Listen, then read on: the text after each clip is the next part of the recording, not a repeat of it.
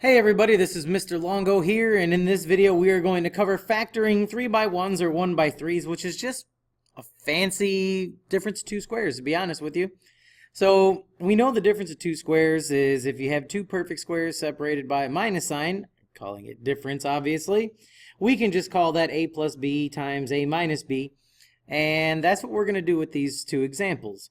Now the whole 3x1, 1x3 part, we can kind of see.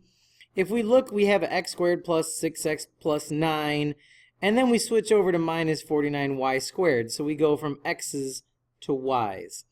Now, we're going to group those three together, and then we're going to have this minus 49y squared together. And after we factor the left side, you'll be able to see why it's called a 3x1, but it's still difference of two squares, so let's go do that. If we factor x squared plus 6x plus 9, we're going to end up with x plus 3 times x plus 3. Now, we've already learned that if it's two of the exact same things, we can just write it once, x plus 3 squared minus, check it out, we still have that 49y squared, which we know would be 7y quantity squared.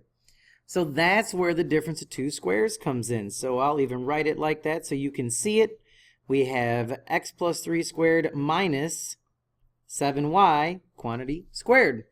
And now we can just do the difference of two squares. So x plus 3 would kind of be our a value, and 7y would be our b value. So when we factor this, it's going to be a plus b, a minus b.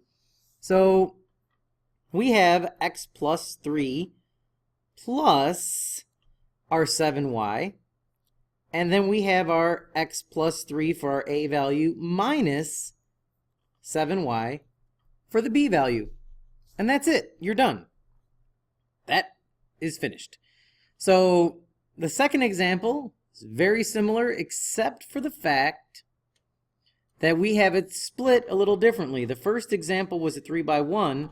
This is an example of a 1x3. But you're going to do it the exact same way, so why don't you go press pause and see if you can complete the second one on your own. There's just one little trick you need to pay attention to, so go give that a shot. Okay, so obviously with this, the grouping part might have thrown you off a little bit, and I wanted you to be thinking about that. So if we go look, our first term is our 9x squared. We're not going to do anything fancy with him yet. So we have our 9x squared. But for this, we need to factor out the negative sign first. So that's going to leave us with y squared minus 12y plus 36. Because then we can factor that, and it would give us y minus 6 times another y minus 6, which we can say is y minus 6 squared. And now you can see the difference of two squares. So if you liked this step before, we can call that 3x squared minus y minus 6 squared. Our a value is 3x, our b value is y minus 6.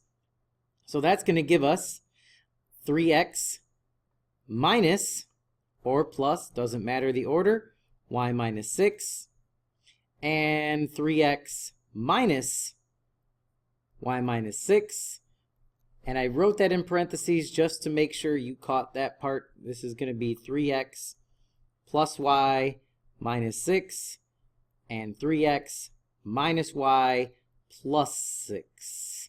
I bet you some of you forgot to distribute that negative back in. But anywho, that's factoring by 3x1s or 1x3s. It's no big deal.